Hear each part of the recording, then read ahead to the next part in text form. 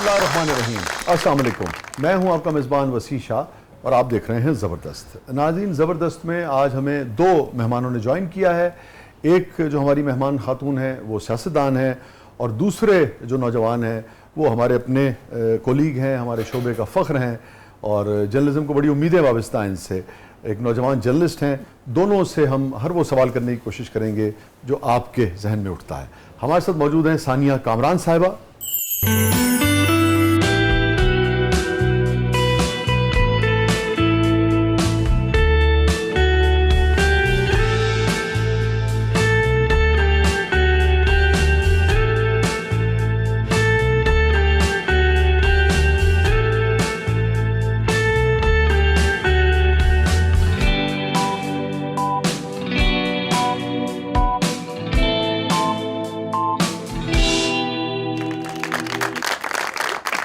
और हमारे साथ मौजूद हैं अली हमजा साहब। सरगर्म है हर तरफ माफिया राज, कौन है इस निजाम का जिम्मेदार? पूछा जाएगा ये सवाल बार बार।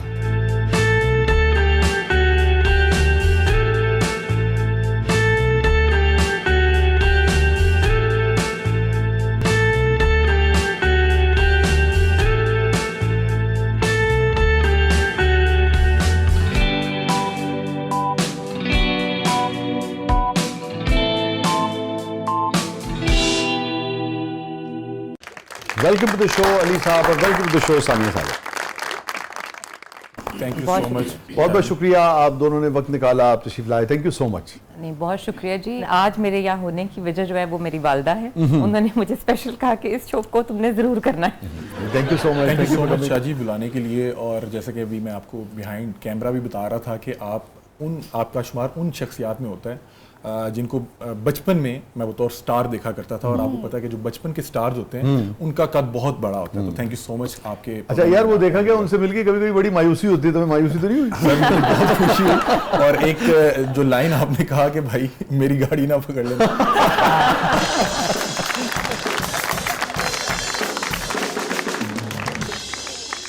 तुम मेरा इंटरव्यू कर रहे होगे ना, फिर वो वाकई हम उस वक्त इंशाल्लाह। ये जनाब गाड़ियां पकड़ लेते हैं लोगों की। नहीं, अब मुझे फ्लैशबैक आ गया, ये वो वाले अली है। हाँ, ये वही वाले अली है जी, ये हमारा। Sir thank you sir.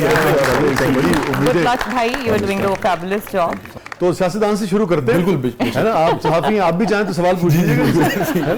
ये फरमाइए कि सियासत मुश्किल काम है कि आसान काम है? सर, अगर इबादत समझें तो बहुत आसान है और हर किसी के लिए आसान नहीं होता। ये एक पैदाइशी तौर पे कोई कीड़ा होता है आपके दिमाग में जो आपको मुसलसल जद्दोजहद करने में मसरूफ रखता है। वरना बहुत सारे लोग हैं जो करना चाहते हैं लेकिन वो कर नहीं पाते। अली, आप कैसे आए इस, और आपने तो वो शोबा चुना जर्नलिज्म का भी जो कि ख़तरों से भरपूर होता है ना, और किसी भी जगह जाके जनाब आप रेड कर देते हैं, छापा मार देते हैं और फिर आगे से गनें निकल आती हैं, तलवारें निकल आती हैं। बिल्कुल ऐसे ही है शाह जी। मैं बड़ा हादसाती तौर पे मीडिया की फील्ड में आया और जब मैं मास्टर्स कर रहा था मेरे में इतना कॉन्फिडेंस नहीं होता था कि मैं कोई प्रेजेंटेशन दे दूं, या अगर मुझे उन्होंने कोई ड्यूटी लगा भी दी कि आपने करना है तो मैं शायद स्टेज पे जाके बेहोश हो जाता। और मेरे लिए इसमें आफियत थी कि मैं बेहोश हो जाऊं, क्योंकि मैं एक्टर बहुत अच्छा था, क्योंकि मैं फिल्म एंड टीवी से बड़ा लंबा अरसा एसोसिएट रहा। तो इसलिए कॉन्फिडेंस था नहीं। लेकिन बहुत से अहबाब को, जैसे कि आपको बता रहे हैं कि पीटीवी पे रात गए देखा करते थे। उसके अलावा तारिक अजीज साहब का प्रोग्राम, अल्लाह ताला उनकी मग़फ़िरत फरमाए। और उसके बाद इकरार भाई का प्रोग्राम देखा करते थे और फिर वसीम बदामी, इस तरह बहुत बड़े बड़े नाम हैं। तो इन्हें देखा करते थे लेकिन इनको देख के भी कभी ख्याल नहीं आया कि ये करना है। लेकिन हुआ क्या कि मेरे एक दोस्त हैं अनस गोंदल, वो एक डिजिटल मीडिया चैनल से एसोसिएटेड थे और उन्होंने एक दिन मुझे बुलाया कि आज आपने आना है। मैंने कहा क्या करना है? उन्होंने कहा आज आपने एक इंटरव्यू करना है। मैं कहा क्या करूंगा? उन्होंने कहा आप आ जाना, बस कर लेंगे। और उन्होंने मुझे बुलाया इसलिए कि हमारी अक्सर बड़ी डिबेट हुआ करती थी। ठीक है, उन्हें ये पता था कि लॉजिकली सवाल भी पूछ सकता है और आंसर भी दे सकता है। शाह जी, आप यकीन नहीं करेंगे, हम गए वहां पे, हमने जो पहले दिन वहां पे इंटरव्यू किया उस पर मेरा ख्याल है कि 4 से 5 करोड़ व्यूज आए। 4 से 5 करोड़ व्यूज आए, वो वायरल हो गया, वो ट्रेंड करने लगा। वो असल में वो था खवातीन के मार्च के हवाले से। अच्छा, उसमें कुछ ऐसे लोग थे, मेरे उस पे ना कुछ पॉइंट्स बड़े लॉजिकली बड़े जो है साउंड थे, तो वो वायरल हो गया। वुमेन्स डे के ऊपर जो होता है। हाँ, तो वहां पे वो एक क्लिप वायरल हो गया और वो मेरा पहला क्लिप था। उसके बाद उन्होंने मुझे कहा कि यार अब आपको ये करना है। तो फिर मेरा ख्याल है कि 8 से 10 दिन लगे और फिर अल्लाह ताला ने एक बड़ा ख़ास करम किया कि उन लोगों के साथ मिलवा दिया, क्योंकि मेरा ख्याल है कि जो ये मीडिया फील्ड है इसमें आपकी ट्रेनिंग बड़ी इंपॉर्टेंट है। अगर आपकी बेसिक एजुकेशन कंप्लीट है, आपने मास्टर्स किया हुआ है या बैचलर्स किया हुआ है, उसके बाद आपकी ट्रेनिंग बड़ी इंपॉर्टेंट है कि आप किसके साथ जा रहे हैं, क्योंकि आपको कोई भी ये नहीं सिखा सकता कि आपने माइक किस तरह से पकड़ना है, आपने किसी को लाइनअप किस तरह से करना है, आपके अल्फाज का चुनाव क्या होगा, आपकी टोन क्या होगी, आपकी फील क्या होगी। मतलब कि हमारे एक दोस्त हैं, वो अभी नए नए जब इस फील्ड में आए तो वो एक ऐसे घर में गए जिनका कोई नुकसान हो चुका हुआ था, किसी फैमिली मेंबर की डेथ हो गई, तो वो इतने एक्साइटेड थे वहां जाकर, अस्सलाम वालेकुम नाज़रीन, आज आपको दिखाएंगे इनका वेट। मैंने कहा कि आप एक अगर ऐसी जगह पे हैं जहाँ पे आप उनका बहुत नुकसान हो चुका है, तो आपके चेहरे पे भी और आपकी आवाज में असर वो होना चाहिए। तो मैं बता रहा हूँ कि फिर वो आपकी ट्रेनिंग मैटर करती है। फिर फरूख शहबाज बड़ाई साहब हैं, बड़े सीनियर जर्नलिस्ट हैं, उनके एक डिजिटल प्लेटफॉर्म था, उससे ये आगाज किया।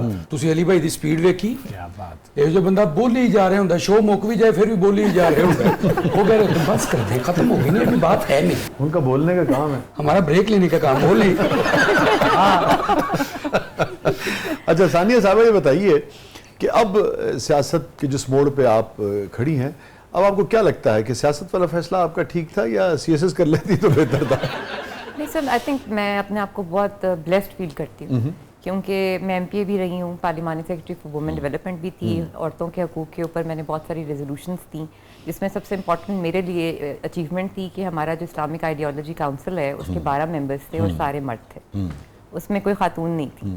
तो वो इशू मैंने उठाया एमपीए बनते ही कि जब आपकी बेसिस और फतवे और सब कुछ तो टॉप टू बॉटम आता है, तो वहाँ पे औरतों की नुमाइंदगी नहीं है। तो वो चीज़ जो थी वो मैंने आरिफ अलवी सदर साहब से हमारे थे, और फिर असेंबली में भी, और वो मेजॉरिटी के साथ वो जो है मैंने वो पास करवाई, और अल्हम्दुलिल्लाह भी हमारी 2 मेंबर्स हैं। क्योंकि देखिए ना, जो बातें कुछ मामलात ऐसे हैं जो किसी भी जेंडर के हवाले से वो जेंडर वाले ही उसको समझ सकते हैं और जान सकते हैं, तो उनकी नुमाइंदगी। अगर आप इजाज़त दें तो भाई ने भी औरत मार्च का भी जिक्र किया था, तो मैं हमेशा ये कहती हूँ कि हमारी थोड़ी सी सोसाइटी जो है वो पेट्रियाटिक है। अगर उसका जो रिवर्स है ना, वो ये नहीं है कि आप ख़वातीन आउट ऑफ अपनी उसमें चली जाएं या वो कहें कि हम सुपीरियर हैं। इसका जो नेमो बदल है वो इक्वालिटी है, ठीक है। आप औरतों को चाहिए कि वो सिर्फ इस चीज़ पे ज़्यादा जोर डालें कि हम इक्वल्स हैं, कि ख़वातीन जो हैं वो घर संभाल लें और मर्द हजरात जो है वो बाहर के मामलात संभाल लें, मस्कुलर जो उनकी है फिज़ीक के हिसाब से जो जिम्मेदारियां हैं वो संभाल लें, कबाए का एक नरिश करेगा। लेकिन अब जो सोसाइटी आ गई है, यहाँ पे जिस तरह इकोनॉमी चल रही है और जो एक सिस्टम आ गया है कि मियाँ बीवी दोनों कमाते हैं, अब बटन दबाते हैं तो न्यूक्लियर वॉर शुरू हो जाती है, और बटन दबाते हैं तो ग्राइंडर चल जाता है, मिक्सर चल जाता है। तो दोनों ने अगर बटन ही दबाना है तो मर्द बटन दबा लेगा इस तरफ का या औरत बटन दबा लेगी इस तरफ का, तो उसमें कोई फर्क नहीं पड़ने वाला। ट्रेनिंग पे है ना जी, लेकिन आपका जो फैमिली इंस्टीट्यूशन है वो डैमेज नहीं होना चाहिए। दूसरे सानी साहब एक चीज़ और भी है, और अली ये देखिए कि एक चीज़ है जिसका बहुत जिक्र होता है, मिसोजिनी, कि भाई ख़वातीन को कोई शख्स जो है अगर वो कम फहम समझता है, कम इल्म समझता है, कम अक्ल समझता है, तो मिसोजिनी जो है, मिसोजिनिस्ट है वो। तो ख़वातीन को उनका हक दिलवाने के लिए, या ख़ुद ख़वातीन जो अपने हुकूक लेना चाहती हैं, उसके लिए ये ज़रूरी नहीं है कि आप मर्द से नफरत सिखाएं। बिल्कुल, मैं ये आप कहना ये बताइए कि देखिए, हुकूक जिसने भी सल्ब किए हुए हैं या जो हुकूक बनते हैं वो दिए जाए। अगर ख़वातीन को विरासत में हक नहीं मिल रहा है, उसके लिए लेजिस्लेशन हो और फिर इम्प्लीमेंटेशन हो। ख़वातीन को अपने कारोबार के हवाले से, प्रोफेशन के हवाले से, एजुकेशन के हवाले से, लाइफ पार्टनर चुनने के हवाले से जो इख्तियार होना चाहिए वो चाहिए ना। अच्छा, अब इसके लिए ज़रूरी थोड़ी कि आप मर्द को गाली दें, तो वो भी एक वो गाली तो किसी को भी नहीं देनी जी, किसी को भी नहीं देनी। इसी तरह मर्द को उसको कम फहम, कम अकल और कम ज़ात का नहीं समझना चाहिए। सर, मर्द और औरत जो है ना वो एक टीम है, और उसने फैमिली इंस्टीट्यूशन बनाना है जो सबसे मुकद्दस चीज़ है, और उसी ने आगे सोसाइटी को लेकर चल रहा है। मैं तो बहुत ज़्यादा इस चीज़ पे बिलीव करती हूँ कि 50% अगर आपकी ख़वातीन घर पे आइडल बैठी रहेंगी ना, और मर्दों के ऊपर आप सारी बोझ डाल देंगे कि बस अब आप इकोनॉमी को भी संभालें और रिश्तेदारों को भी आप करें और सारा कुछ, तो मेरे ख्याल से औरतों का भी फ़र्ज़ है कि वो थोड़ा सा अपने आप को स्ट्रेंथन करें, थोड़ा एजुकेट करें और थोड़ा सा कंट्रीब्यूट भी करें। और अगर कर भी लेती हैं तो मर्दों को भी चाहिए कि वो फिर सिर्फ ये तो नहीं ना कि मैंने काम कर दिया, उनके लिए भी घर में आसानी पैदा करें, उनके लिए जो है थोड़ा बहुत एहसास चाहिए होता है। जी, जी, जी। खातून को मेरा ख्याल से वो नहीं कभी भी चाहेगी कि उसका शौहर जो है वो प्लेटें धोए या घर के चॉर्स करे, वो कभी नहीं चाहेगी, हमारे स्पेशली हमारे माशरे हाँ, नहीं, वो कभी भी नहीं चाहेगी। मेरा ख्याल है वो धोते हैं। अभी जो मैं धो के हैं वो क्या था? अच्छा अली ये बताइए कि यार इतने आप खतरों से खेलते हैं और मेरा तो ख्याल था कि शायद आप शादीशुदा नहीं हैं, शादीशुदा हैं, बच्चे भी हैं। अभी तो जी, खेलते हैं अल्हम्दुलिल्लाह, खतरों मेरे से। दो बेटे हैं, हसन और हुसैन। मेरा ख्याल है कि जो फैमिली होती है वो बड़ा की रोल प्ले करती है किसी भी शख्स की कामयाबी में। मतलब कि कहते हैं ना, एक मर्द के पीछे, कामयाब मर्द के पीछे औरत का हाथ है। चले अभी बहुत कामयाब तो नहीं है, लेकिन फिर भी नहीं, माशाल्लाह। बीवी का ही हाथ है। और मतलब कि ऐसा नहीं है कि कभी उसकी तरफ से कुछ ऐसा आया कि ये क्या हो गया, कहाँ जा रहे हैं, क्यों जा रहे हैं। लेकिन वो हमेशा परेशानी तो होती होगी कहीं।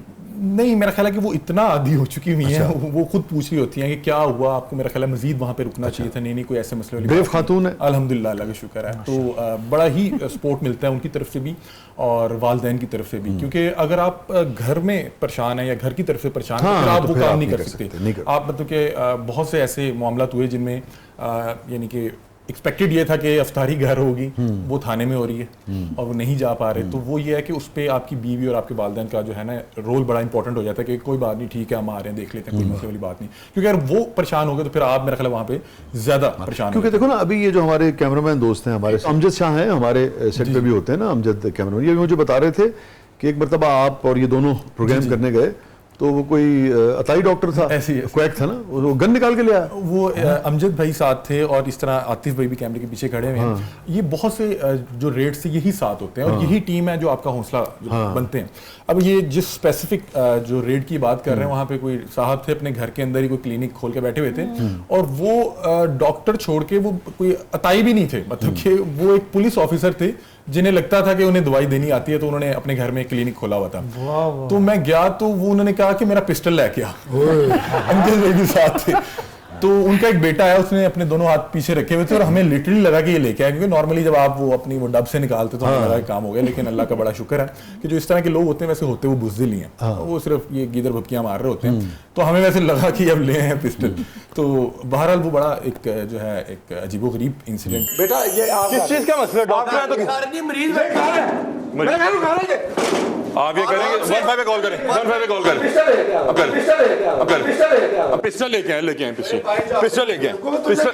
लेकिन मैं तमाम अहबाब, क्योंकि जो यहाँ पे इस वक्त टीम मौजूद है, यही तकरीबन हमारे साथ रेड्स पे या हमारे प्रोग्राम की रिकॉर्डिंग में होते हैं, तो इनका ही क्रेडिट है। क्योंकि जब भी आप पे हमला होता है या जो भी आगे से कोई भी आगे से रेजिस्टेंस होती है, वो या माइक जिसके हाथ में होता है उसको पकड़ रहे होते हैं या जिसके हाथ में कैमरा होता है, क्योंकि उन्हें लग रहा होता है कि इसी कैमरे के अंदर सब कुछ है।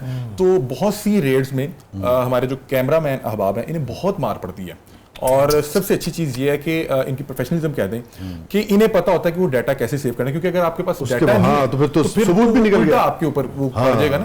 तो कई बार ऐसे हुआ, जैसे आतिफ भाई हैं कि ये कार्ड गायब कर देते हैं, कैमरा अगर टूट भी जाए तो ताकि उसका कम से कम डाटा जो है वो महफूज नहीं। आपके लिए, आपकी टीम के लिए, हमारे कैमरामैन बहुत सारी तालियां।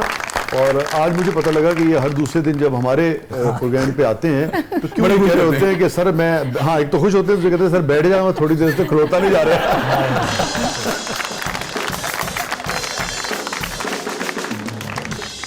अल्लाह ताला आप सबको महफूज रखे। स्टे विद अस नाज़रीन, कहीं नहीं जाइएगा। छोटे से वक्फे के बाद वापस आते हैं। हमारे साथ मौजूद हैं अली हमजा साहब, हमारे साथ मौजूद है मोहतरमा सानिया कामरान साहिबा।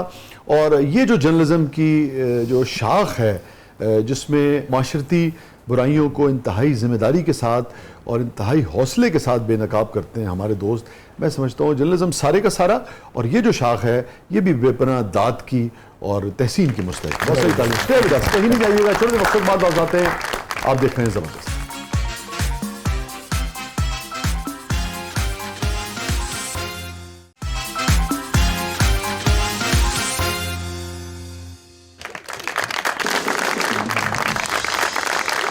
वेलकम बैक नाज़रीन। ज़बरदस्त में एक बार फिर खुशामदीद। और रिदा साहबा, क्या है प्रोग्राम किस मतलब में? अब हमारा सेगमेंट है मेरा कुछ सामान, तो आइए बढ़ते हैं जादुई संदूक की तरफ।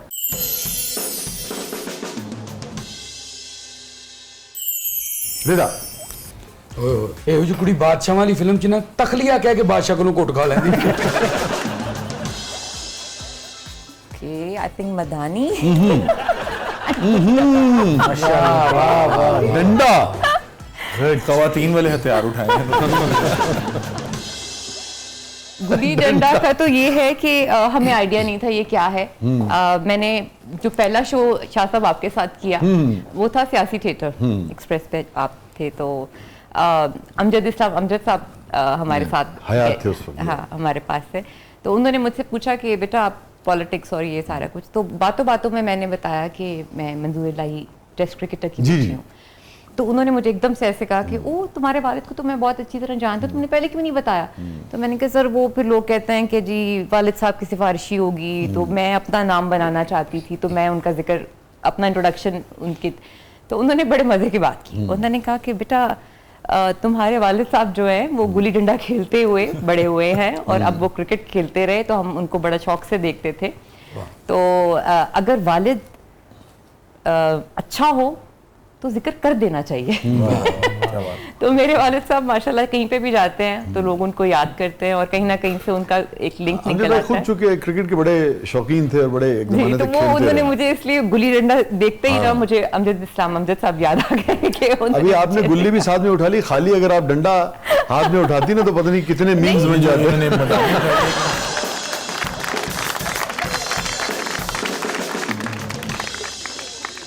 अच्छा मदानी की स्टोरी ये है कि जब मेरी शादी हुई तब से जरूरत पड़ी। सही कह रहा है, इसने शुरू में कह दिया था, कहने का मदानी आपने उठाई तो शौहर याद आएंगे। तो उसमें ये हुआ कि I was quite young, O level के बाद शादी हो गई थी अच्छा। सारा। तो मेरी मदर इन लॉ बहुत ही स्वीट औरत है, बहुत सादा खातून है और बहुत प्यार करती हैं कि आज भी अगर हम दूर भी हो ना तो हम 4 बजे कॉल करते हैं एक दूसरे को, चाय का कप उन्होंने भी पकड़ा होता है मैंने भी, और हम घंटे घंटों बातें करते हैं। तो बहुत प्यार करने वाली हैं, मैं इस मामले में बहुत लकी हूँ। तो मेरी मदर इन लॉ ने बड़े प्यार से कहा कि बेटा वो देवड़ी से जाना जरा चीके से मधानी उठा कर लाना। Okay Devdi Chica मधानी Chica Devdi. I was little like what is this. तो अब उस वक्त छोटे वाला फोन होता मेरा था, ब्याह कितने हो गया है? मेट्रोला का फोन होता था, तो वो मैंने आज लिटरली जस्ट उनके डायरेक्शन की तरफ मैं गई और मैंने फटाफट फोन किया अपनी अम्मा को कि अम्मा देवड़ी क्या होती है, मदानी क्या होती है और चीका क्या होता है? तो मेरी मदर ने कहा कि हैं, उन्होंने अपनी सास को फोन किया मदानी चीका, चलो मदानी तो समझ आ गई उनको कि मदानी ये है और बेटा वो जिससे हम लस्सी बनाते हैं। अच्छा अच्छा ओके, चीका क्या होता है? तो उन्होंने कहा चीका क्या होता है? वो उन्होंने फिर अपनी सास को फोन किया कि अम्मा चीका क्या होता है? तो उन्होंने कहा बेटा जिसमें बर्तन धो के रखते हैं, मुझे लोहे की बड़ी सी जाली होती है उसको चीका कहते हैं। जी रिदा,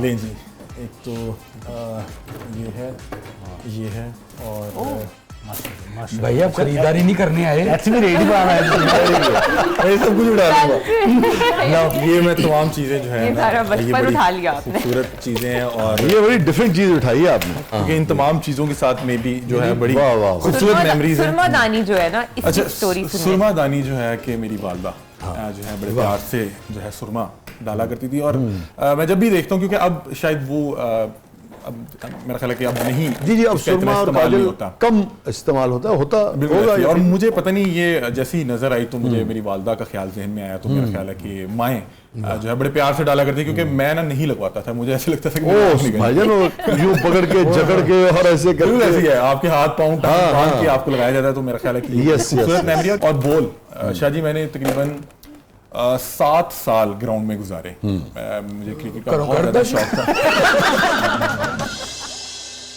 तो शाह जी मैंने 7-8 साल बड़ी मेहनत की, दिन रात एक किया, लेकिन शायद मेरे नसीब में नहीं था, मैं नहीं क्रिकेट खेल सका। हार्ड हिटिंग तो अब भी कर रहे हैं आप। वो उस वक्त बल्ला पकड़े कर रहे हैं।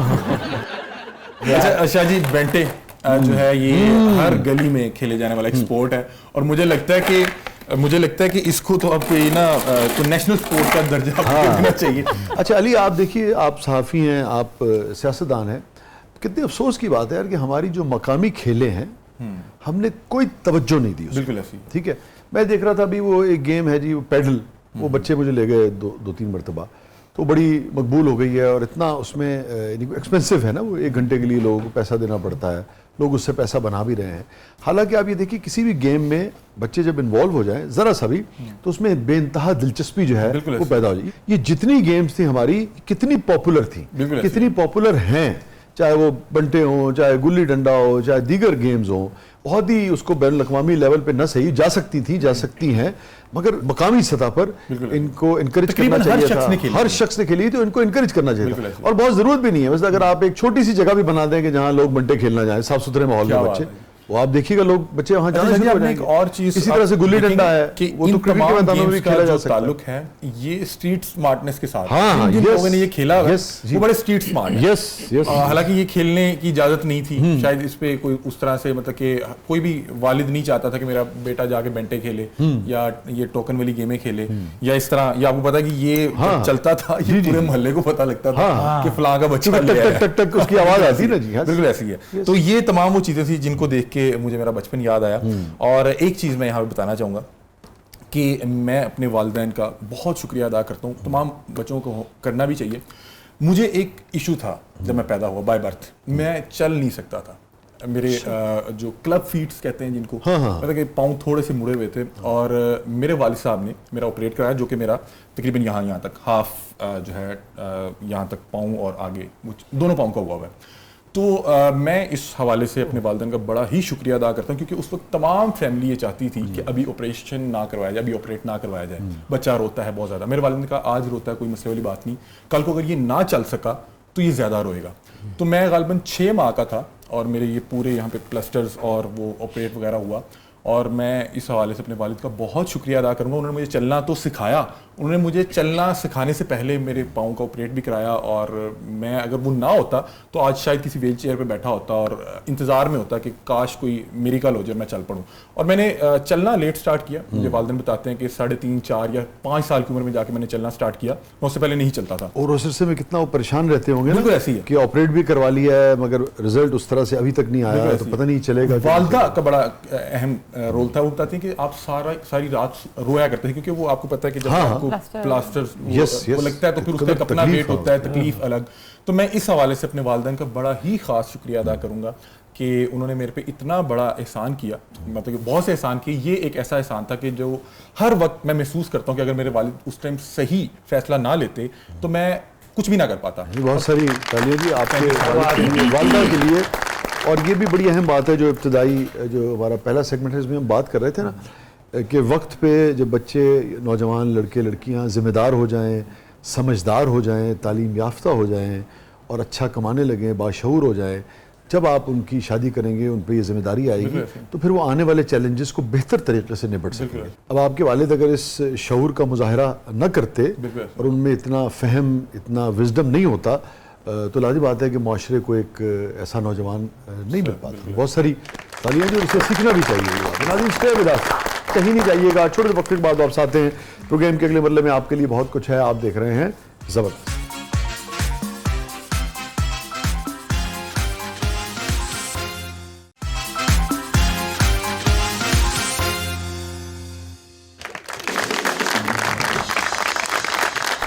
वेलकम बैक नाज़रीन। ज़बरदस्त में एक बार फिर खुशामदीद। और रिदा साहबा क्या है प्रोग्राम के इस मरले में? अली सानिया, वो हमारा सेगमेंट है ज़बरदस्त, पब्लिक सब जानती है। सो लेट्स सी आज पब्लिक आपसे क्या जानना चाहती है। जी कुड़ी अड्डी थले अपने भरा दा हाथ दे के भी हस रही हुंदी, अब चीखे मारो। वो कह रहे होंगे बहन एक दफा उठा लो प्लीज, एक दफा उठा लो। जी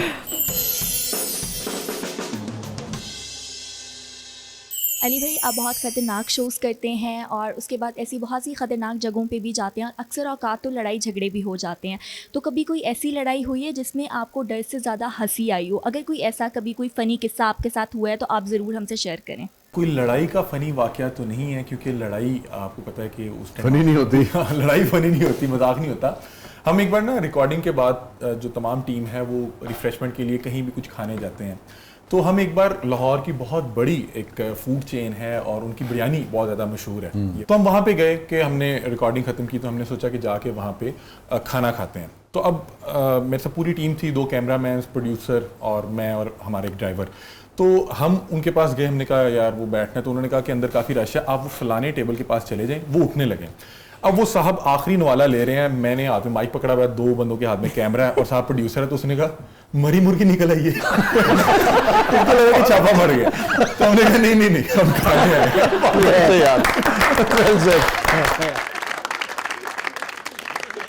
अच्छा अली, ये तो होता ही है, यानी कि हर शोबे में जी मुख्तलिफ तरह के लोग होते हैं, मुख्तलिफ तरह की यानी कि लालच जो है वो लोगों को दी जाती है, और लोग अपना कैरेक्टर शो करते हैं और लोग उस राह में बह भी जाते हैं। आपका जो शोबा है डायरेक्ट, इसमें तो बहुत ज्यादा यानी कि जो भी पकड़ा जाता होगा सबसे पहले आपको धमकाता होगा या ऑफर देता होगा। बिल्कुल ऐसे ही है। सबसे पहले वो एक धमकियों का सिलसिला शुरू होता है, बल्कि उससे भी पहले वो अपना वहां पे मुकामी एक जो भी वो टाउट जिसने साफ्ती लिबादा ओढ़ा होता है उसको बुलाया जाता है और वो कोशिश करता है। फिर उसके बाद एक सिलसिला शुरू होता है जिसमें बदतमीजी और बदतहजीबी और फिर वो एक धमकियों का सिलसिला शुरू होता है। लेकिन शाह जी मैं आपको बताता हूँ कि जब अगला ये एक्सपेक्ट कर रहा होता है कि यार मैं इसको कोई पैसे ऑफर करूंगा और ये इसको लेने चाहिए या लेने पड़ेंगे, मुझे इतना अफसोस हो रहा होता है कि अगर कोई जाली डॉक्टर है तो वो क्या मुझे इस चीज का हिस्सेदार बना रहा है कि कल को मैं किसी का बच्चा मार दूंगा तो आप भी हिस्सेदार बन जाएंगे, या अल्लाह माफ करे कोई पुलिस ऑफिसर है जो वर्दी में शराब लेके जा रहा है तो मैं उसको कैसे छोड़ सकता हूं? कल को हो सकता है कि वो वर्दी का इस्तेमाल करते हुए शराब मुझ पे डाल दे या मंशियात मुझ पे डाल दे। तो इस वजह से मुझे बड़ा ही अफसोस होता है, और मेरा ख्याल है ये इस वजह से कुछ काली भेड़ें जिन्होंने इस जो है मुकद्दस काम का, क्योंकि मुझे लगता है कि ये इबादत है।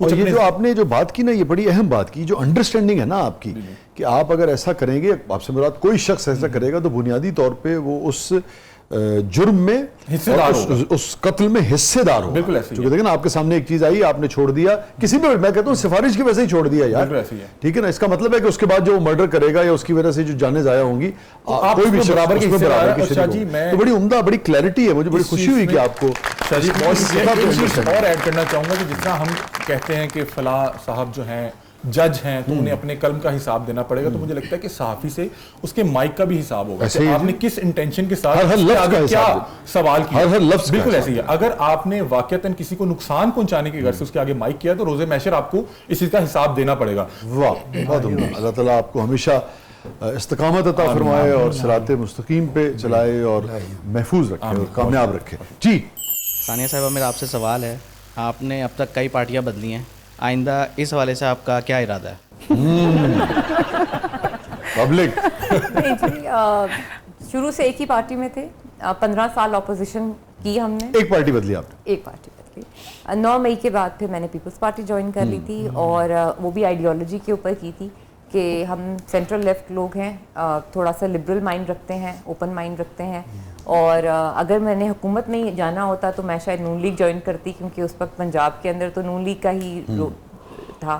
तो लेकिन मैंने पीपल्स पार्टी ज्वाइन की आइडियोलॉजी के ऊपर कि मुझे लगता था कि अगर कोई एक जमात जो तमाम लोगों को इकट्ठे एक मेज़ पे बिठा सकती है, पोलराइजेशन ख़त्म कर सकती है, या चार्टर ऑफ डेमोक्रेसी या चार्टर ऑफ इकॉनमी के ऊपर कोई बात करवा सकता है और सबको एक पेज पे ला सकता है, तो वो जरदारी साहब है। और बिलावल साहब और आसफा भुट्टो साहिबा के साथ मुझे लगता है कि क्योंकि एक एज गैप नहीं है तो शायद ये जो यंग लीडरशिप है इसके साथ शायद मैं कनेक्ट कर पाऊँ। ये जो विरासती सियासत है, इसको आप कैसे देखती हैं? सर देखिए, पहले तो हम लोग इसको बड़ा एक समझते थे कि ये शायद प्रिविलेज एक चीज़ है, लेकिन ये मेरे घर में भी हो चुका है कि मेरे 2 भाई बहुत अच्छे प्लेयर्स थे, लेकिन वो क्योंकि एक बड़े बाप के बेटे थे तो वो दोनों जो है नेपोटिज्म की शिकार हो गए कि जी ये तो सिफारशी है। हालांकि वो बड़े अच्छे जेन्युइन प्लेयर्स थे। एक लेफ्ट हैंड बॉलर था, राइट हैंड बैट्समैन था, और एक जो है राइट हैंड बॉलर और लेफ्ट हैंड बैट्समैन था। मगर सियासत में तो हम उलट देखते ना, सियासत में नेपोटिज्म का शिकार नहीं होते, सियासत में तो नेपोटिज्म की वजह से फायदे ही फायदे जो है वो नजर आते हैं। ये फर्क है। मैं थोड़ा सा इसको डिफरेंट देख रही हूँ पीपल्स पार्टी में आने के बाद, क्योंकि मैंने हमेशा यही सोचा है जो आपने सोचा है। अब मुझे ऐसा लगता है मैं सोचने की बात नहीं कर रहा, जो सामने नजर आता है जी बिल्कुल आप, और उसमें से कुछ लोग फिर एक्सेल भी करते हैं, अपने आप को साबित भी करते हैं। सर जो मैं देख रही हूँ ना अभी पीपल्स पार्टी में कि एक लेगेसी थी भुट्टो साहब की, जो उनकी साहिबजादी बेनज़ीर, शहीद बेनज़ीर भुट्टो साहिबा को कंटिन्यू करनी पड़ी अपने बाप के लिए, हक लेने के लिए। बड़ी स्ट्रगल थे ना जी, बेनज़ीर साहिबा की तो स्ट्रगल से कोई इनकार नहीं करता, मगर एक पार्टी है और उसमें बड़े बड़े सीनियर्स हैं, और फिर एक दिन किसी नौजवान को उन सारे सीनियर्स के ऊपर बिठा दिया जाता है। कोई किसी भी पार्टी, ये कोई भी पार्टी ये करे, आप समझती है दुरुस्त है। बेनज़ीर ने तो अपने आप को अहल साबित किया था ना, इतनी स्ट्रगल थी बेनज़ीर साहब की। कोई बात मैं आपको बता रही हूँ कि जिस फेस से इस वक्त बिलावल साहब गुजर रहे हैं, जिस पेशेंस का मुजाहरा वो कर रहे हैं, वो आई थिंक इट्स कमेंडेबल कि वो he is not hungry for power. तो अब आप विरासती सियासत के खिलाफ नहीं है? नहीं, मैं इसको बिल्कुल कहती हूँ कि अगर एक चीज़ आप नहीं कर सकते, जैसे अभी आपने देखा होगा कि बेनज़ीर साहिबा की बहन भी हैं, वो सियासत सनम में भुट्टो। नहीं आई, वो सियासत का हिस्सा सनम नहीं तो खुद है, अपनी मर्जी से नहीं वो आई। अपनी मर्जी से नहीं आई, ठीक है, जिसको शौक है वो आता है। अब मरियम साहिबा की भी बहन है, वो नहीं आई सियासत के अंदर, उनके भाई नहीं आए सियासत के अंदर, चारों में से सिर्फ एक बच्चा आया जिसके अंदर पेरेंट्स का एक होता है पोटेंशियल जो होता है। तो सारे बहन भाई नहीं आ सकते। जिस तरह मुख्ताबर साहिबा जो है वो इतनी एक्टिव नहीं है लेकिन खातून अव्वल हैं, तो वो चीज़ें जो हैं वो आई थिंक डिपेंड करती है कि फैमिली में कोई एक बच्चा जो होता है, जैसे सियासत में मैं कभी सोच भी नहीं सकती थी कि मैं आऊँगी। तो ये चीज़ तो है, मैं पीटीआई को क्रेडिट देती हूँ कि पीटीआई ने एक स्पेस क्रिएट की थी यंगस्टर्स को, नए लोगों को, पीटीआई तो चेहरों बहुत को, खिलाफ थी जो- राष्ट्रीय सियासत के। बिल्कुल और है जी, अभी भी है, बिल्कुल है। लेकिन हमने देखा कि वहाँ पे भी इलेक्टेबल्स को ही टिकट्स मिली फिर, और उसके बाद जो यूथ की और फीमेल की, यंगस्टर्स की हम बात करते थे, वो बहुत एक माइनर सा नंबर था। ये एक तल्ख हकीकत है हमारे मुल्क की कि पैसे के बगैर आप सियासत कर नहीं सकते, और अनफॉर्चुनेटली फिर वही निज़ाम जो है वो हम बेहतरी तो ला सकते हैं उसके अंदर, हम एकदम से चेंज नहीं कर सकते, उसको रिवॉल्व कर सकते हैं, इवॉल्व कर सकते हैं, उसमें उसको रेवोल्यूशनलाइज कर सकते हैं, लेकिन एकदम से जो एक होता है ना कि वो कोई नायक आएगा और एकदम से वो चीज़ें नहीं हो सकती। रिदा कुछ पूछना चाह रही? सनी, आपने पॉलिटिक्स के हवाले से बात की, तो आपकी पर्सनल लाइफ के हवाले से भी मैं जानना चाहूंगी, जो आपकी शादी थी वो लव मैरिज हुई थी या arrange marriage? It was arrange, it was arrange. Arrange. और अली? ये अरेंज लव मैरिज थी। मैं आपको बता देता हूँ, इनकी वालदा ताहयात ये समझती रहेंगी कि अरेंज मैरिज है, और बेगम को और इनको पता है कि ये लव मैरिज है।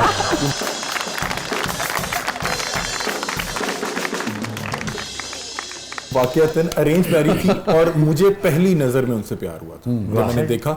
और मुझे लगा कि अगर वो इस वक्त, जब हम देखने पहली बार हमने एक दूसरे को देखा, तो अगर मुझे उस वक्त भी कहा जाता कि अभी निकाह करके ले जाएं, तो मैं बहुत बड़ी स्टेटमेंट दे रहे हैं यार मैं क्या तो लग रहा होगा मैं झूठ बोल रहा हूँ, लेकिन मैं सच बोल रहा हूँ। बहुत अच्छे है ये साफी, बड़ा जिसे कहते हैं ना, बड़ा समझदार है, मगर ये शौहर बहुत मासूम है।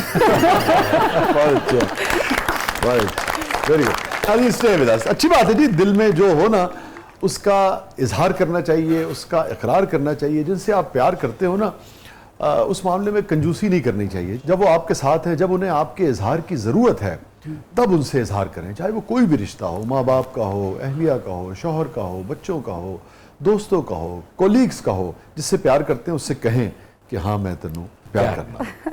हाँ मैं तेनू प्यार कर। और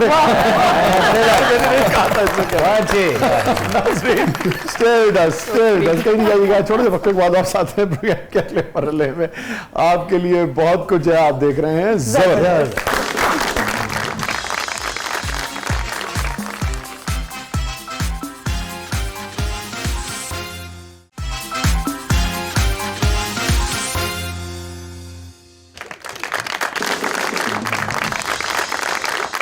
वेलकम बैक नाज़रीन। ज़बरदस्त में एक बार फिर खुशामदीद। और सानिया साहबा और मोहतरम अली साहब, अली हमजा, हमारा सेगमेंट है जिसका नाम है कैथारसिस।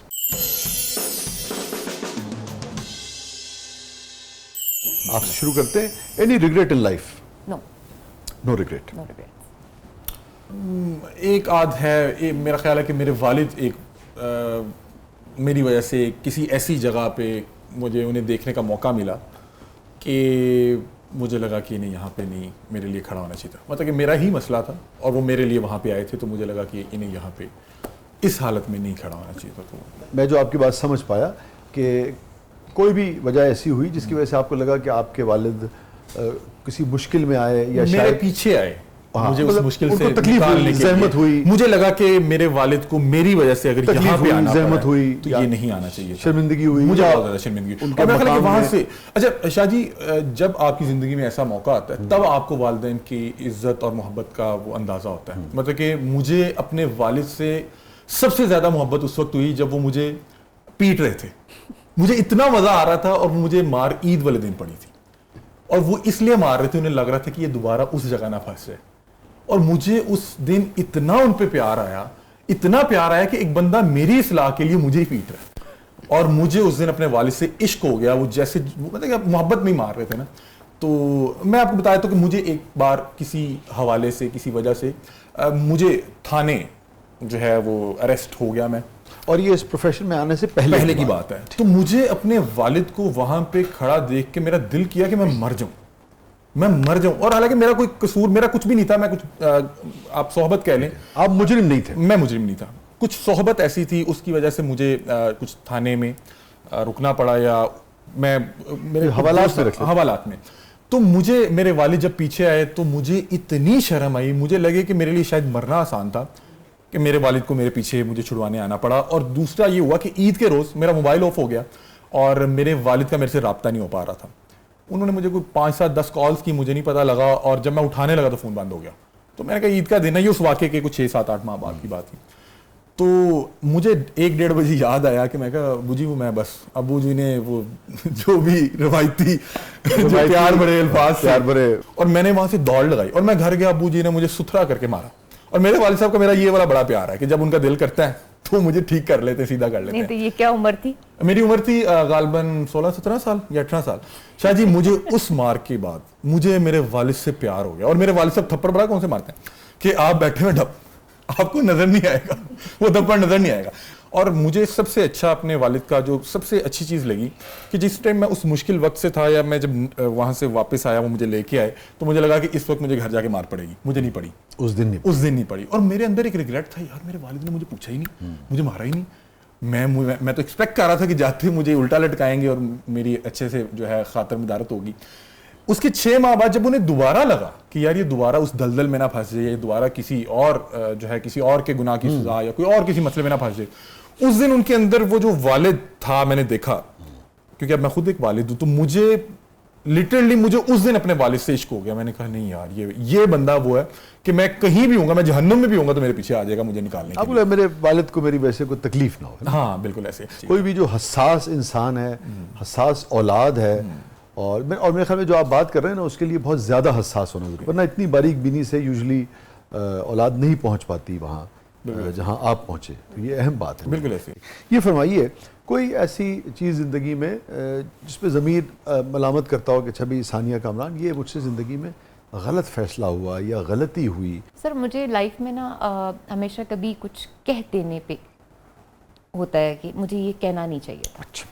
कि जैसे अगर किसी ने बदतमीज़ी की तो मैंने थोड़ा सा कोई एग्रेशन शो कर दिया या चेहरे पे कुछ तासुर में ले आई। यूजुअली मैं I am a very simple, बहुत जैसे क्या कहेंगे इसको, I am a soft person. मुझे अक्सर डिस्करेज किया जाता था कि तुमने मीडिया पे कम जाया करो because you have a very soft face, तो तुम बदतमीज एग्रेशन में नहीं आती हो। तो मैं एग्रेसिव नहीं होती। कभी अगर मैं एग्रेसिव हो जाऊँ तो मुझे उस पर बड़ा रिग्रेट होता है कि मुझे अपना कूल नहीं छोड़ना चाहिए था, मुझे इतनी पेशेंस नहीं छोड़नी चाहिए थी। हाँ जी शाह जी, कोई गिल्ट नहीं, कोई ज़मीर कभी किसी के साथ कुछ ऐसा किया ही नहीं, क्योंकि मैं ज़मीर ने कभी छेड़खानी की कभी क्योंकि शाह जी मैं हमेशा से ना, अगर बचपन में भी किसी के साथ लड़ाई हो जानी और मैंने उसको धक्का दे दिया तो मैं उस रात बड़ी तकलीफ में रहता था कि यार मैंने उसको धक्का दे दिया, वो अपनी अम्मी को रो के दिखा रहा होगा, अम्मी को बता रहा होगा, वो सोच रहा होगा इसने मेरे साथ ये कर दिया। मोहतरमा, हैप्पीएस्ट मोमेंट आपकी ज़िंदगी का? वो मेरी बेटी की पैदाइश का था।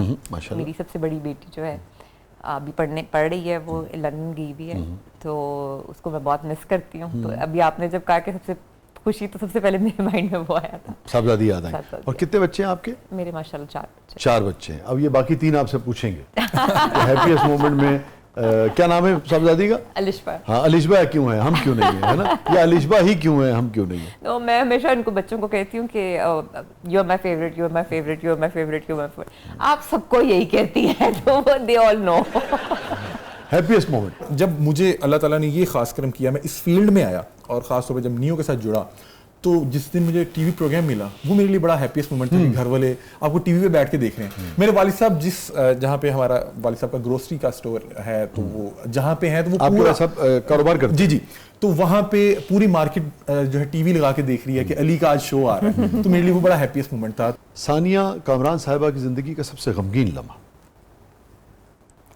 है? 1-2 बच्चे जो बीमार होते हैं तो आप थोड़ा सा परेशान हो जाते हैं, कभी डॉक्टर के जाना पड़ जाए बच्चे को लेके या कुछ। तो 1-2 दफ़ा हुआ कि बच्चे कुछ ज़्यादा बीमार हो गए, तो वो टाइम बड़ा मुश्किल था। बहुत मुश्किल टाइम होता है माँ बाप के लिए, बहुत राइट। आपकी ज़िंदगी का सबसे गमगीन? शाह जी, मैंने कुछ अर्सा पहले अपने चाचू की जुदाई जो है वो हमारे बड़ा करीब है, हम लोग जॉइंट फैमिली टाइप ही रहते हैं, और मेरे चाचू अभी यंग थे, मेरे ख्याल 35 या 38 साल उम्र थी, और मैं एक्सपेक्ट नहीं कर रहा था कि वो इतनी जल्दी हमें छोड़ के चले जाएंगे। अच्छा, बहुत से लोग जो हैं, बहुत से अजीज़ गए, मतलब कि मेरे दादा का इंतकाल हुआ तो पता था कि वो एक ज़िंदगी गुजार चुके हैं और अब मतलब कि कुल्लू नफ्सिन ज़ायक़तुल मौत। चाचू का ये नहीं था, और मेरी उनसे मुलाकात हुई 2 या 3 दिन पहले। अब वो मुलाकात हुई तो वो मुझसे ना पूछ रहे हैं मेरे इस हवाले से कि यार तू फलाने ने की पूछा, उन्होंने इस तरह कहना सी। उन दिनों में मैंने ना शहबाज शरीफ साहब के साथ कुछ इंटरेक्शन का मौका मिला, और मैंने कुछ ऐसे सवाल किए, वो बड़े जो है ना वो हार्ड कोर क्वेश्चन हुए सवाल, और वो कट गए क्योंकि वहाँ पे सिर्फ पीटीवी का कैमरा मौजूद था, और मैं उन्हें बता रहा हूँ और वो मेरे पे बड़ा फख्र करें, वेरी गुड, इस तरह है, इबादत है। अच्छा, मुझे नहीं पता था कि उनसे आखिरी मुलाकात है, और वो यंग भी थे, और मुझे नहीं पता था कि वो इतने बीमारी, अच्छा मुझे नहीं पता, यानी कि कुछ मेडिकल इश्यूज चल रहे थे, लेकिन मुझे ये नहीं पता था कि ये इतने ज्यादा बीमार हैं, और वो कह रहे हैं कि बस इंशाल्लाह 2-3 दिन से ठीक हो जाएंगे तो फिर गलबात करांगे। अब मैं पंजाब असम्बली में कोई मेरा ख्याल गालबन मौजूद था, और इनका कुछ सेशन चल रहा था, और गालबन कोई या तो डिज़ोल्व होने वाली थी या कुछ इस तरह से मामला था, कोई इंपॉर्टेंट डे था और बहुत सर्दी का दिन था। मुझे अचानक कॉल आई, वहाँ पे जैमर्स भी लगे हुए थे, मैं थोड़ा आगे पीछे हुआ, कॉल आई तो मुझे मेरे कज़न ने बताया कि यार चाचू इरफान जो है इंतकाल कर गए। तो मुझे एक सेकंड के लिए लगा कि ये क्या हो गया, मतलब कि फौरी तौर पे मुझे ये आया कि यार अब इस बंदे से दोबारा मुलाकात नहीं है, यार अभी मैंने उससे ये बात करनी थी, यार अभी तो मैंने उसको ये बताया ही नहीं, अभी तो उन्होंने मुझसे ये सवाल पूछा हुआ था और मैंने उनको बताया ही नहीं, और अब दोबारा इससे मुलाकात नहीं होनी। और वो क्या शेर है कि उस दिन ईद मुबारक हो सी जिस दिन फिर मिलांगे, और जाओ यार हवाले रब दे, बिल्कुल ऐसी है, मेले 4 दिना दे, उस दिन ईद मुबारक हो सी जिस दिन फिर मिलांगे। और अब मैं अभी ये खबर आई है और मेरे वो चल रहा है कि अब इस बंदे से दोबारा मुलाकात मुमकिन नहीं है। कौन सी ऐसी चीज़ या ज़िंदगी का कौन सा ऐसा हिस्सा या वाक़या या मामला जो सानिया कामरान मुड़ के देखती हैं और आपके जहन में आता है काश ये डिलीट हो जाए? नहीं, कोई ऐसा मोमेंट नहीं है अल्हम्दुलिल्लाह। मैंने अल्लाह ताला की तरफ से जो चीज़ मुझे मिली है मैंने एक्सेप्ट की है, और उसको हमेशा प्यार मोहब्बत से संभाल के रखा है, चाहे कोई रिश्ता हो, चाहे वो कोई याद हो, चाहे वो कोई चीज़ हो। अली शाह जी, वही लम्हा जब मैंने अपने वालिद साहब को देखा कि वो मुझे छुड़वाने आए हैं, मुझे ये पता था कि आज मेरे वालिद की जेब में पैसे मौजूद नहीं हैं, और उस चीज़ से मुझे निकलवाने के लिए कम से कम उन्हें 1-1.5 लाख रुपया जो है, मुझे नहीं पता वो कहाँ से अल्लाह ताला ने भेजा। और अगर मुझे कभी मौका मिले तो मैं उस पूरे 1 दिन को या 1.5 दिन को मैं अपने डिलीट कर दूं कि यार ये नहीं चाहिए। कभी ये जिस शिद्दत से आपने और जिस हसासियत के साथ आपने नदामत का भी, गिल्ट का भी इजहार किया, कभी आपने अपने वालिद से शेयर किया? अच्छा शाह जी, कि हमारा जो वालिद वाला रिश्ता है, हम थोड़ा मिडिल क्लास से हैं, तो यहाँ पे ना वालिद जो है ना वो थोड़ा सा सख्त नौयत का और ज़रा मिजाज उनका सख्त होता है। मेरे लिए सबसे जो ईद के दिन की सबसे बेहतर चीज़ होती है, सबसे खूबसूरत चीज़ होती है कि उस दिन तो गले लगाएंगे। हाँ, खुदा की कसम, मैं नमाज के फौरी बाद जब वो दुआ होती है या खुतबा होता है, यार ये बड़ा अलमिया है हमारे, खासतौर पर 90s वगैरह जो लौट थी ना, उससे पहले भी, कि हम गले नहीं लगाते अपने बच्चों ये को। और ये बहुत से लोग कहते हैं कि अच्छा यार तुम लोग नहीं गले लगाते। वाकईतन मैं अपने वालिद को जब मुझे गले मिलने का मौका मिलता है, वो ईद का दिन होता है, ईद की नमाज के बाद, और मैं उससे पहले बाकायदा तौर पे मेरे जिस्म में एक वो सरसराहट सी होती है कि यार मैं अपने वालिद से गले मिलने लगा हूँ। और मुझे लगता है कि ये इस रिश्ते की एक खूबसूरती भी है कि मतलब कि हमारे यहाँ अम्मा जी जब वालिद साहब ने आना तो ऐसे लगता है कोई विलन आने वाला है। और अब चूंकि एक जाहिर सी बात है तेरे पे हो और वो वालिद साहब ने आना तो पीछे से उस तरह के म्यूजिक भी सुनाई देने लगे। तो आपने कभी इस बात का इजहार नहीं किया? मैंने ये इजहार नहीं किया क्योंकि वो इतनी तल्ख हकीकत है कि मैंने उस बारे में कभी वालिद साहब से कभी नहीं बताया कि मुझे, और मेरा ख्याल है कि वो ये प्रोग्राम देखेंगे, और मैं आज कह दो, बताऊंगा कि मैं इतना शर्मिंदा हूं कि डायरेक्ट कह दो। मैं बिल्कुल ऐसे ही है, अगर आप सुन रहे हैं तो मैं इतना शर्मिंदा हूं कि आपको बता नहीं सकता। और मुझे जिस रात मैं एक्सपेक्ट कर रहा था कि मुझे मार पड़ेगी और मुझे नहीं पड़ी, मेरा 6 महीने वो रिग्रेट नहीं गया, और मैं शायद उस तकलीफ से सारी उम्र ना निकल पाता कि जो मैंने आपको बताया कि ईद के दिन जब अब्बू को दोबारा लगा कि शायद ये फिर ना किसी मुश्किल में फंस गया हो, और उन्होंने अपनी मोहब्बत में मुझे वो जो 1-2 थप्पड़ लगाए। और अब्बू से कहो जो कह, मैं अब्बू आपसे ही कह रहा हूं कि जो आपने उस दिन मुझे 1-2 थप्पड़ लगाए, और मेरी बहन है सबा, वो इतनी डरपोक है कि मैं आपको बता नहीं सकता, लेकिन जब मुझे अब्बू मार रहे हो तो वो वालिद के सामने आ जाती होती थी और मैं हैरान हो जाता था कि इसके अंदर ये बहादुरी कैसी आती है। तो वो रात इतनी अच्छी थी कि मुझे पहली बार मार खाने के बाद मैं सारी रात हंसता रहा, खुश रहा, और मैंने कहा कि यार शुक्र है कि वो जो 6 माह से मैं एक रिग्रेट लेके चल रहा था कि यार ये मैंने क्या कर दिया, वो मेरा निकल गया। और उसके बाद अल्लाह ताला ने इतना खास करम किया, और मैं वो आपका बहुत शुक्रिया अदा करता हूँ 2 चीज़ों के लिए। आप तमाम चीज़ों के लिए ऑब्वियसली वो तो मैं शुक्रिया अदा करता ही हूँ। एक, जो आपने मेरा ऑपरेशन करा दिया और मुझे चलने के काबिल बना दिया, मैं नहीं चल पाता। और दूसरा ये कि उस रात आप मुझे उस जहन्नुम से, उस दलदल से लेके वापस आ गए। अगर आप उस रात मुझे ना लाते तो शायद मैं यहाँ पे आज ना बैठा होता। और एक चीज़ और कि अब्बू ईद के अलावा भी गले लगा लिया करें। हाँ बिल्कुल ऐसी है अब्बाजान, आप ईद के अलावा आप जब घर आए तो आप मुझे जो है गले लगा लिया करें, क्योंकि मेरा ख्याल है मैं ये बैरियर नहीं जो है तोड़ पाऊंगा। ये आप ही हैं और आपका ही जो है हौसला कि आप ये बैरियर तोड़ दें। और ये अली के तुफैल, मेरे ख्याल में ये मैसेज जो है ये तमाम उन बेटों को भी और उन जो वालिद हैं उनको भी जाता है कि इन बैरियर्स को तोड़ना चाहिए। बिल्कुल ऐसी। आप डिसिप्लिन रखें, सख्ती रखें, मगर फिर गले भी लगाएं। बिल्कुल ऐसी। मोहतरमा, ये फरमाइए, अगर मैं आपसे पूछूं आखिर में, आपके नज़दीक ज़िंदगी क्या है? सर लाइफ इज इबादत, चैरिटी, फैमिली। अली? मुसलसल सीखते रहने का नाम, और फैमिली तो आपको पता है कि फैमिली ही आपकी ज़िंदगी है। एक जुमले में अपने आप को कैसे डिफाइन करेंगे आप? सानिया कामरान? सेल्फलेस। अली? मैं क्या कह सकता हूँ, मेरा ख्याल है कि सेल्फलेस ही कह दूं कि मुझे पूरा प्रोग्राम मेरा कॉपी किया है। एक लाइन इस बंदे ने मेरी कॉपी की है। एंकर बनना।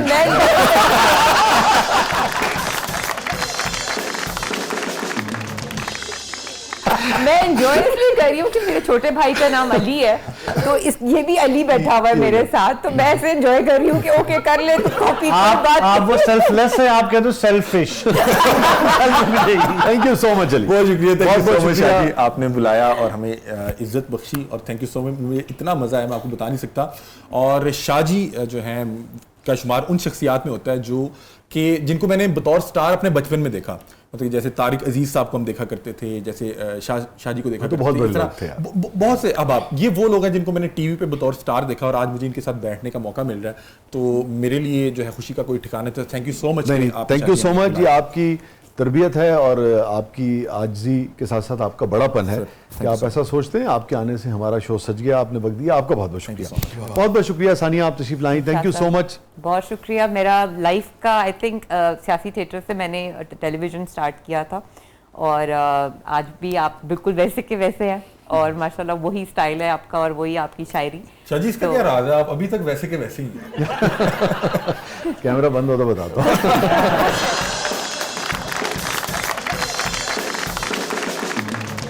नाज़रीन, ये था आज का ज़बरदस्त। अपने फीडबैक से हमें आगाह कीजिएगा। और बात हो रही थी ना प्यारों की और दोस्ती की और इजहार करने की, इसकी बड़ी कमी है मैं महसूस करता हूँ।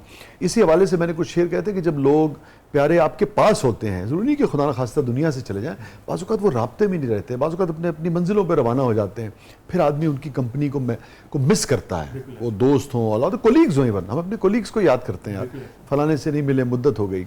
जद मैं कोल सी कदर नहीं की थी हुण मेरियां, जद मैं कोल सी कदर नहीं की थी हुण मेरियां, कंधा ते तस्वीरां ला के वेख्या कर। तो जब तक आपके प्यारे आपके साथ हैं, उनसे प्यार करें। बाद में तस्वीरों से बातें करने से क्या मिलेगा। इजाज़त दीजिए, अल्लाह हाफ़िज़।